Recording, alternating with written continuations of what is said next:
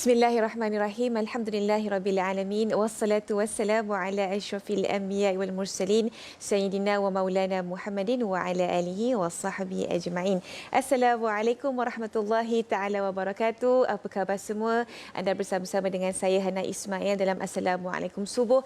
Jumaah mubarakah. Masya-Allah tabarakallah. Hari ini kita bersiaran secara langsung pada 23 September 2022 bersamaan dengan 26 Safar 1444 Hijrah, dan alhamdulillah pada hari ini Allah SWT di Assalamualaikum Subuh ada pelbagai pengisian yang menarik yang nak kita kongsikan kepada anda semua, kerana insya-Allah kita akan selari dengan tema kita, yakni bersama bina syurga di rumah, bina rumah di syurga bersama masuk syurga sekeluarga. Dan bagi anda semua yang tak sempat, bolehlah follow kita semua di platform media sosial Assalamualaikum. Baiklah, sebelum saya pergi lebih jauh lagi bersama dengan tamu undangan saya pada pagi ini, apa kata kita dengarkan dulu bacaan daripada surah Al-Ghafir ayat 46.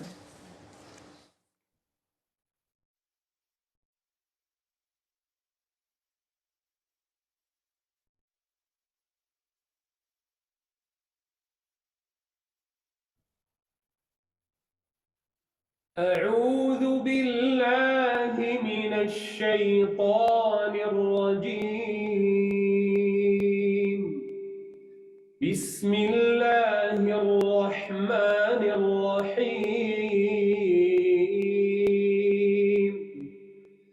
النار يعرضون عليها غدوا وعشيا ويوم تقوم الساعة أدخلوا آل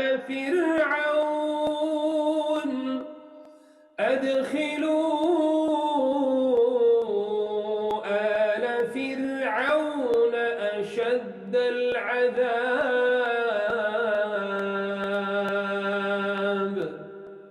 صدق الله العظيم.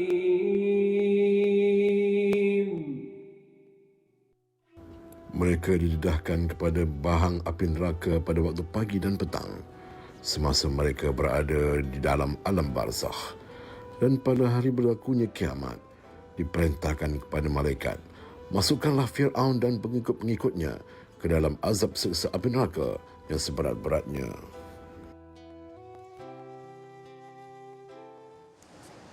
Subhanallah, bacaan yang cukup indah dan penuh penghayatan. Dan subhanallah, sebenarnya apa yang disampaikan tadi daripada surah Al-Ghafir ayat 46 ada kena-mengena dengan tajuk diskusi kita pada pagi ini di Assalamualaikum Subuh. Dan Hana tak berkesurangan pada pagi ini. Hana ditemani oleh Dr. Nur Muhammad Hadi Zahlan selaku pengerusi Pertubuhan Akademi Al-Bayan. Assalamualaikum Ustaz. Waalaikumsalam warahmatullahi wabarakatuh. Sihat hari ini? Alhamdulillah. Subhanallah. Ustaz, bila kita cakap pasal perjalanan terakhir kan, hibitan di alam kubur kan, itulah kata orang ketakutan yang memang paling kita tak nak hadapi di alam kubur kelak. Sebab kita ni nak Allah luaskan alam kubur kita. Kalau boleh kita nak ditemani dengan syafaat Al-Quran insya-Allah. Tapi itulah kadang-kadang sebenarnya cakap pasal himpitan alam kubur ni memang tak nak bayang. Mungkin Ustaz boleh kata orang diskusi dengan lebih lanjut kan, sebenarnya huraian sebenar daripada ayat surah Al-Ghafir ayat 46 insya-Allah. Bismillahirrahmanirrahim. Alhamdulillahirabbil alamin wassalatu wassalam ala asyrafil anbiya'i wal mursalin wa ala alihi washabbihi ajma'in. Amma ba'd.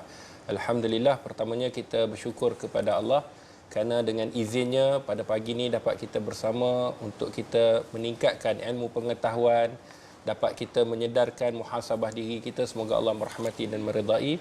Terima kasih kepada Hana, kepada semua kru TV Al-Hijrah dan kepada semua sidang penonton yang dirahmati oleh Allah Subhanahu wa taala. Bila kita sebut seperti mana di dalam surah Al-Ghafir ayat 46 tadi, maka di dalam tafsir Imam Ibn Kathir menerangkan bahawa ini merupakan peringatan Allah Subhanahu wa taala tentang azab kubur, iaitu alam barzakh yang benar-benar hakiki, ia memang wujud. Sebab tu di dalam ayat ini Allah Subhanahu wa taala sebutkan pagi dan petang. Maknanya orang yang diseksa oleh Allah Subhanahu wa taala, diazab oleh Allah Subhanahu wa taala seperti mana yang disebutkan dalam surah Ghafir tadi, maka Allah Subhanahu Wa Taala menyebutkan bahawa isyaratnya adalah setiap masa pada pagi dan petang akan diseksa sehinggalah hari kiamat. Inilah perjalanan yang disebutkan sebagai perjalanan terakhir yang merugikan. Apabila tiba dalam alam yang mana sepatutnya dia menjadi salah satu daripada taman syurga, tetapi disebabkan dengan dosa-dosa, dengan disebabkan dengan kekufuran atas perintah Allah Subhanahu Wa Taala, maka mereka diazab oleh Allah Subhanahu Wa Taala sebelum daripada masuk ke dalam api neraka Allah. Sebelum daripada itu mereka akan diazab dalam lubang kubur itu. Allah. Maka kata para alim ulama seperti mana yang disebutkan oleh Nabi sallallahu alaihi wasallam dalam hadis yang dikeluarkan oleh Imam Al-Bukhari, ala annakum tuftanuna fi kuburikum, kata Nabi sallallahu alaihi wasallam, ketahuilah sesungguhnya kalian akan diuji di alam kubur. Alam kubur ini satu alam yang mana disebutkan oleh para alim ulama, alam kubur itu bagaikan sepotong malam hari yang sangat gelap. Kemudian kata Nabi sallallahu alaihi wasallam, wahai manusia, sekiranya kamu mengetahui apa yang aku tahu. Ini kata Nabi dalam hadis yang dikeluarkan oleh Imam Ahmad. Kata Nabi, sekiranya kamu mengetahui apa yang aku ketahui, nescaya kamu akan banyak menangis dan sedikit tertawa. Kemudian kata Nabi, wahai manusia, mohonlah perlindungan Allah daripada siksaan kubur.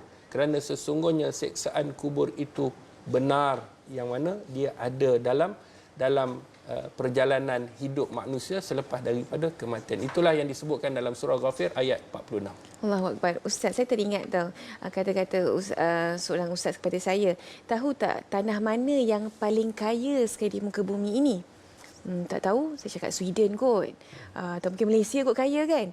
Tak, sebenarnya yang paling kaya ni alam kubur. Sebab apa? Banyak potensi yang tak digilap masa di zaman mereka ni masih hidup. Jadi saya takut sebenarnya. Tadi Ustaz dia mention pasal kufur dan sebagainya. Jadi sebenarnya apa ciri-ciri orang yang rugi, yang potensi mereka tak digilap di dunia? Yang kufur dan juga munafik, yang disiksa dan dihimpit kubur mereka di alam barzah.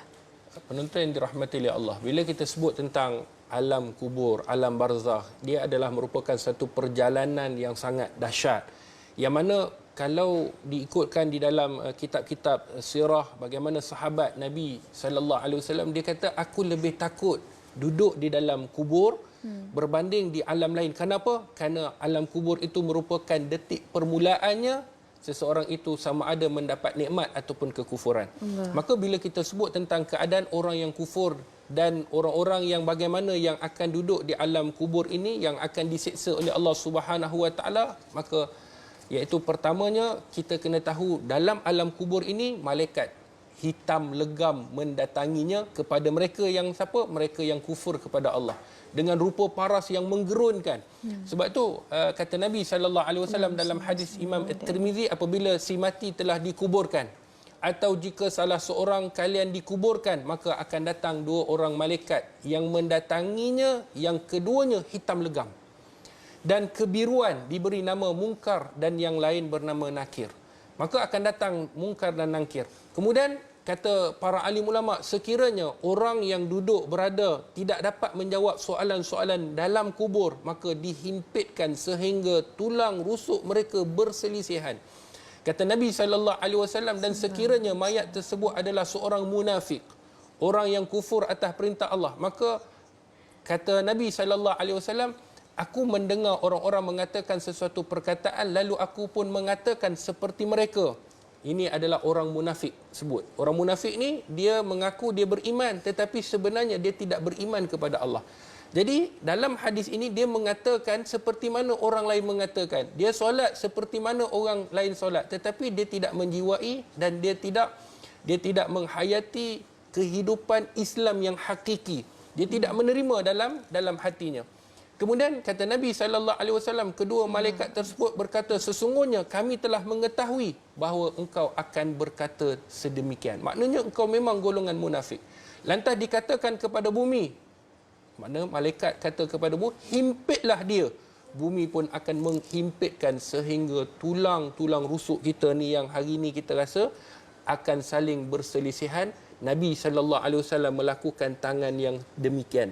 Nabi kata tulang kita yang seperti ini akan dihimpit, maka berselisihlah dia akan diseksa di dalam kubur sehingga hari kebangkitan. Allahu akbar. Kubur itu akan menjadi satu himpitan yang sangat dahsyat kepada mereka yang melanggar hukum Allah Subhanahu wa taala. Allahu Akbar. Tak terbayang sebenarnya Ustaz, bila Ustaz kata pagi dan petang. Kemudian cara siksaan itu dihimpit, tulang rusuk itu seperti ini. Saya tak dapat nak bayangkan betapa sakit dan betapa azabnya seseorang itu apabila mereka ini kerugian di alam barzah. Subhanallah. Tapi sebenarnya apa yang boleh menyebabkan seorang itu disiksa di alam kubur? Nak tanya lebih lanjut lagi dengan Ustaz, tapi nak berhenti lihat dulu seketika. Selepas ini dalam Assalamualaikum Subuh. Jangan ke mana-mana, insya-Allah. Allahumma salli ala sayyidina Muhammad wa ala ali. Kembali lagi dalam Assalamualaikum Subuh dan saya masih lagi bersama Dr. Nur Muhammad Hadi Zalan untuk kita bercerita tentang perjalanan terakhir himpitan di kubur. Tadi doktor telah pun jelaskan dengan panjang lebar kan orang yang bagaimana yang akan diazab di alam kubur besok, yang kufur dan juga munafik. Tapi saya tertanya-tanya sebenarnya perbuatan yang bagaimanakah yang membuatkan seorang itu boleh datang kufur dan juga munafik, Ustaz? Allahu Akbar. Kalau kita tengok mereka yang digelar sebagai golongan kufur ni, kita faham mereka yang tidak menerima hidayah Allah Subhanahu wa taala, menolak hidayah Allah Subhanahu wa taala dan tidak mahu menerima Islam. Dan golongan munafik ini lebih teruk daripada mereka yang kufur, iaitu ataupun mereka yang kafir. Kerana apa? Kerana dia diduduk di bawah neraka yang paling dalam sekali. Itu golongan munafik. Tetapi apabila kita sebut tentang himpitan kubur, bila kita sebut mengenai tentang azab kubur, maka di sana ada terdapat pelbagai siksaan yang Allah akan seksa dalam kubur. Dan keadaan-keadaan yang tertentu kepada mereka yang tertentu. Antaranya iaitu seperti mana kata Nabi SAW dalam hadis yang dikeluarkan oleh Imamul Bukhari di dalam sahihnya, akan dibelit orang yang akan duduk dalam kubur ini. Siapa? Mereka yang tidak mengeluarkan zakat. Apa yang akan belitnya adalah seekor ular, seperti mana kata Nabi, sesiapa yang dikurniakan oleh Allah harta dan tidak mengeluarkan zakat, maka hartanya pada hari kiamat dijadikan seekor ular yang mempunyai 2 taring dan kepala yang tidak berbulu kerana terlalu banyak bisanya. Ia akan membelit dan menggigit dengan kedua-dua rahangnya sambil berkata, akulah hartamu, akulah simpananmu. Hadis ini hadis yang dikeluarkan oleh Imamul Bukhari di dalam sahihnya. Maka apabila orang yang duduk dalam kubur ini dan orang yang tidak mahu mengeluarkan zakat, maka inilah siksaan yang mereka akan dapati dalam alam kubur. Bukan itu saja, maka kata ulama, iaitu orang yang beribadah tetapi tidak bersuci. Bila mereka beribadah, kita kena tahu ibadah kita sah ataupun tidak, permulaannya adalah kena bersuci. Berhadas daripada mensucikan diri daripada hadas itu penting. Maka kata Nabi SAW dalam hadis yang dikeluarkan oleh Imam Ahmad di dalam musnadnya, kata Nabi, aktsaru azabal qabr fil baul. Maka kata Nabi SAW, kebanyakan azab kubur ini adalah kerana masalah kencing. Yang mana mereka tidak jaga. Maka mereka akan diazab oleh Allah Subhanahu wa taala seperti mana yang diceritakan di dalam sebuah hadis, bahawa Nabi SAW menyebutkan Nabi satu hari telah melintas 2 buah perkuburan dan menyatakan dengan sabda baginda Rasulullah, mereka berdua ini sedang diazab oleh Allah. Nabi lalu di satu kubur. Tiba-tiba Nabi kata mereka berdua dalam satu kubur itu, mereka kata ada perkuburan ini ada diazab oleh Allah. Tetapi bukan kerana besarnya dosa mereka. Bukan kerana mereka melakukan dosa besar, tetapi kerana seseorang itu dari mereka sering berjalan mengumpat. Mengumpat orang. Kita hari ini menggunakan teknologi dengan mengumpat. Kemudian dan seorang lagi itu tidak membersihkan kencingnya. Maknanya orang yang mengumpat akan diazab sebelum hari kiamat. Dalam kubur akan kena. Allah. Kemudian orang yang tidak membersihkan kencingnya, lalu dia beribadah, ibadatnya tidak diterima dan dia akan diseksa oleh Allah Subhanahu wa taala.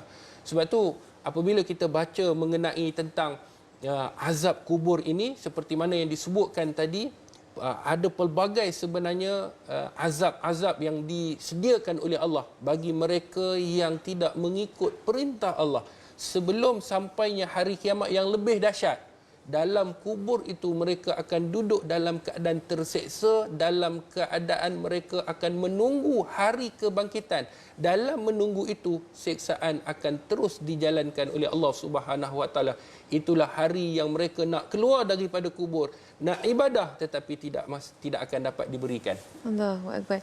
Ustaz, betul ke Ustaz, bila kita ni dah masuk ke alam kubur kan, sama ada kita dapat siksaan ataupun diluaskan alam kubur kita itu, sebenarnya dah beri bayangan dah kita punya nasib dekat akhirat besok macam mana? Betul. Bila kita masuk ke dalam lubang kubur, itulah kata ulama, permulaan kita akan mengetahui bagaimana pengakhiran kita, sama ada syurga ataupun neraka. Sama ada lubang kubur itu akan menjadi salah satu daripada taman-taman syurga, ataupun dia akan menjadi salah satu daripada lubang neraka Allah Subhanahu Wa Taala. Permulaan bukan sahaja dalam alam kubur, Hana, tetapi permulaan ketika mana datangnya malakatul maut. Waktu itu rupa paras malakatul maut tu bagaimana? Itulah keputusan yang kita akan terima, sama ada baik ataupun tidak. Allahu Akbar. Kalau macam tu Ustaz kan, sebenarnya apa mungkin amalan yang boleh Ustaz kongsikan kepada kita semua supaya alam kubur kita nanti diterangi insya-Allah dengan cahaya, dengan nur insya-Allah? Dalam hadis Nabi sallallahu alaihi wasallam kita nak bagi dua amalan. Dalam hadis Nabi sallallahu alaihi wasallam, Nabi suruh kita membaca surah Al-Mulk. Dalam hadis yang dikeluarkan oleh Imam At-Tirmizi, ya Rasulullah, sesungguhnya aku menggali tanah tanpa aku menyangka itu adalah kubur. Ada seorang sahabat Nabi sallallahu alaihi wasallam, dia menggali satu tempat yang mana dia tak menyangka itu adalah kubur. Dan aku dapati seorang lelaki membaca surah Al-Mulk sehingga khatam. Maka jawab baginda Nabi sallallahu alaihi wasallam, surah tersebut adalah penegah, penyelamat yang akan menyelamat tuannya daripada azab kubur. Itu amalan yang pertama. Yang kedua, jangan pernah kita tinggal surah Al-Mulk, ini nombor satu. Nombor dua, setiap malam, maknanya sebelum kita nak tidur, baca surah Al-Mulk. Tak panjang, 30 ayat. Yang kedua, doalah dengan doa yang diajarkan oleh Nabi sallallahu alaihi wasallam, seperti mana dalam hadis yang dikeluarkan oleh Imam Al-Bukhari di dalam sahihnya. Allahumma inni a'udzubika min azabil qabr. Ini doa yang kita kena amalkan selepas setiap kali solat. Allahumma, ya Allah, inni a'udzubika, sesungguhnya aku berlindung, min azabil qabr, daripada azab kubur. Inilah doa yang diajarkan oleh Nabi sallallahu alaihi wasallam. Kita ambil gambar yang tertera tu, kita amalkan dan kita sebar-sebarkan, semoga kita terselamat daripada azab siksaan kubur. Amin, amin, insya-Allah. Ustaz, sebelum kita nak minta Ustaz untuk kongsikan mengenai hibahan Al-Bayan kan, mungkin saya nak tanya soalan. Kadang kita ni nak cuba istiqamah baca surah Al-Mulk selepas solat Isyak, tapi kadang-kadang tu tak dan. Kadang tertidur juga tu Ustaz. Macam mana tu? Boleh saya ganti tak pada esok hari ni atau bagaimana? Maka kata para alim ulama, sekiranya kita nak membaca surah Al-Mulk, maka bacalah sebelum kita nak tidur ataupun selepas Isyak. Sebab itu adalah amalan baginda Rasulullah. Dan kata para alim ulama juga, sekiranya kita tertidur, maka gantikanlah ketika mana kita bangun, dan kita gantilah dengan bacaan seperti mana bacaan kita sebelum kita nak tidur. Surah Al-Mulk, kerana dia akan menjadi penyelamat di alam sana nanti. InsyaAllah. Terima kasih Ustaz. Ustaz, mungkin Ustaz boleh kongsikan sedikit mengenai Akademi Al-Bayan yang telah pun Ustaz usahakan dan asaskan insyaAllah. Sahabat-sahabat penonton yang dirahmati oleh Allah, pada hari ini hari Jumaat, Sayyidul Ayyam, iaitu hari penghulu sekalian hari. Hari yang penuh dengan keberkatan, hari yang penuh dengan kerahmatan Allah Subhanahu Wa Taala. Maka Ustaz mengajak semua sahabat-sahabat sidang penonton yang dirahmati oleh Allah untuk sama-sama kita menyokong, memberi infak, memberi sumbangan, memberi doa, menyebarkan pertubuhan Akademi Al-Bayan untuk menjadikan anak-anak mu'alaf sebagai da'i mu'alaf.